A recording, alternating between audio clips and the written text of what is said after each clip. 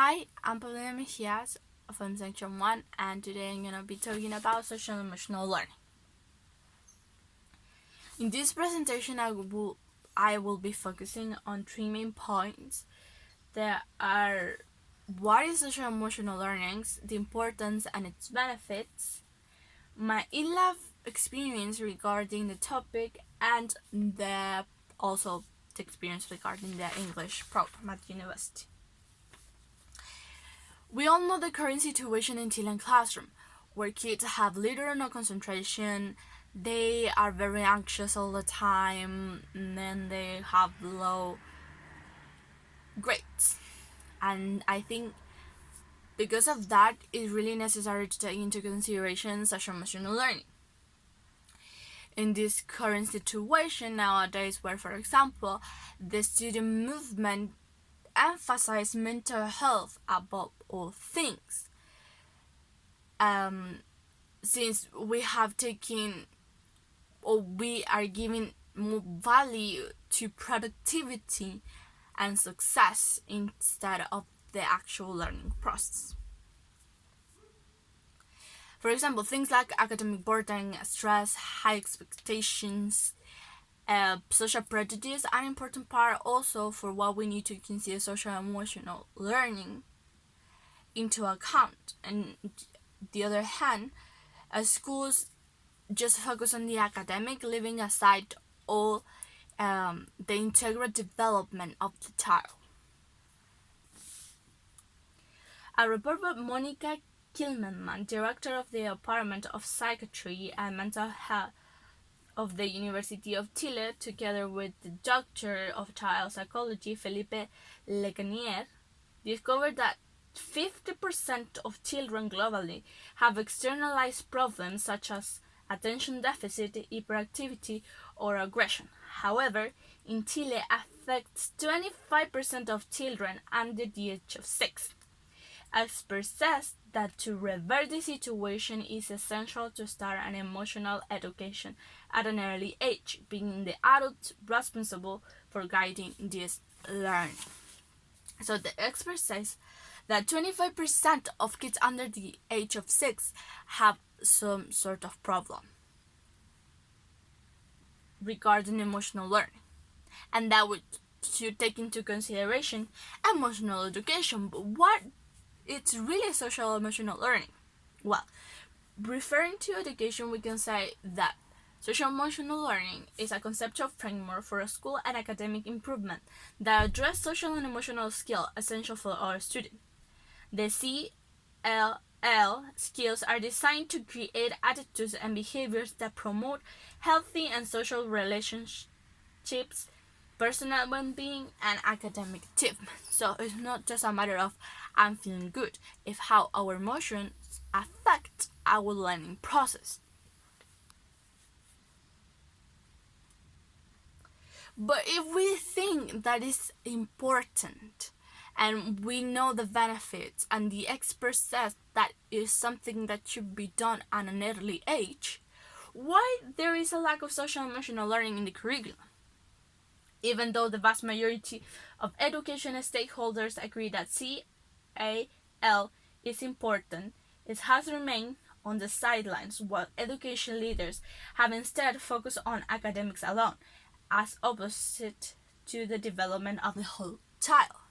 In my opinion, this is the main reason why there is no social emotional learning in school. It's just because we give value to productivity and success. We don't care about the process, and we just care about the results.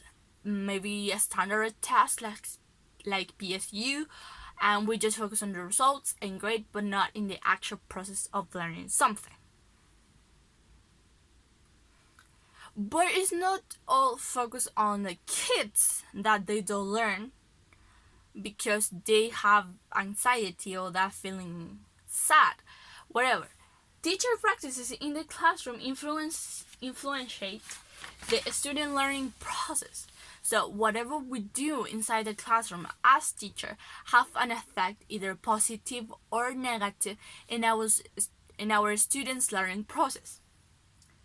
And that is what we need to be capable of identifying our emotions, have stress management, be empathic with the rest, and be able to communicate and be able to collaborative work with someone else, and of course have self-reflection. These are really important.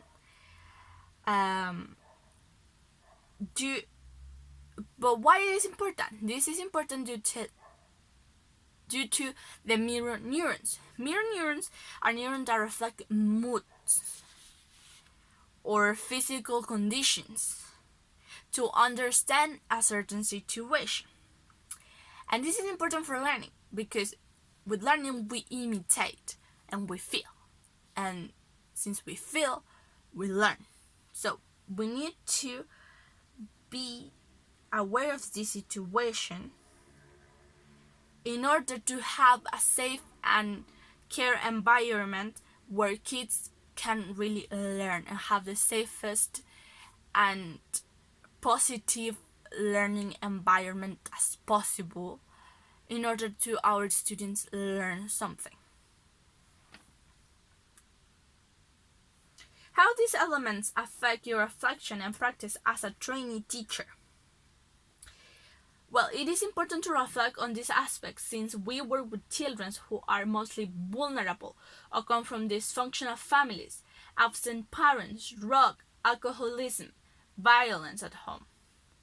And inside the classroom, it is important to consider these aspects to avoid swearing, bullying, schoolyard fights, and classroom disruptions.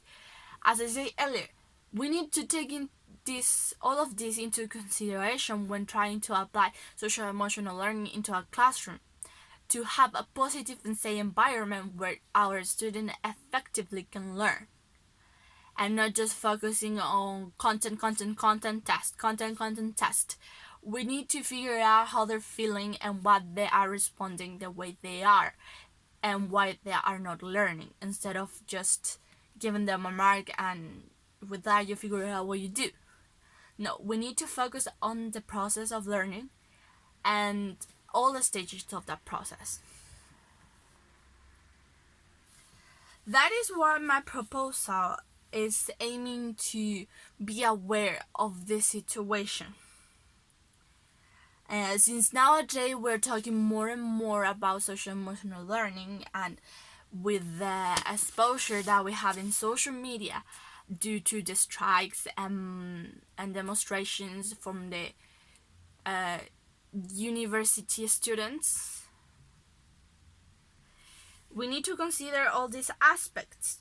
And sometimes it's easy to fall in this, oh, let's do yoga and Pilates and that's social emotional learning because you'll learn how to breathe properly and you are calmer. Yes, it is. You are calmer, therefore you can learn easier. But it's more than that. It's more than just doing yoga. And that is what I thought in my proposal. I can use drawing. Drawing is super therapeutic and usually kids of all ages likes it. So it is easier. But you don't need to draw just to draw. In this case, I would like them to express their emotions and have the feeling maybe 10 minutes before a test. So if they're feeling anxious, they can calm down and perform better instead of just feeling anxious and going blank and not knowing what to do. So acknowledging that feeling is important for them to start calm down and recognize that I'm feeling like this, it's okay, and I need to keep going. And this is also a proposal activity that it can be done with as many students you have. We know that the Chilean situation is kind of over 40 students per classroom with just one teacher, so this is a easy practice that you can do on your classroom and not really limiting how many students do you have. But also we need to give the purpose to the activity. We cannot do activities for doing activities. So giving the purpose it's really important. For example, in a mindfulness, you need to be aware of yourself and your surroundings in order to think more and be more calmer overall. To sum up, I think it's important to take into account social emotional learning because it helps us to increase our students' academic performance and therefore they have better results overall. But it's also important to manage our emotion and create healthy relationships, solve problems peacefully, and learn how to take responsible decisions.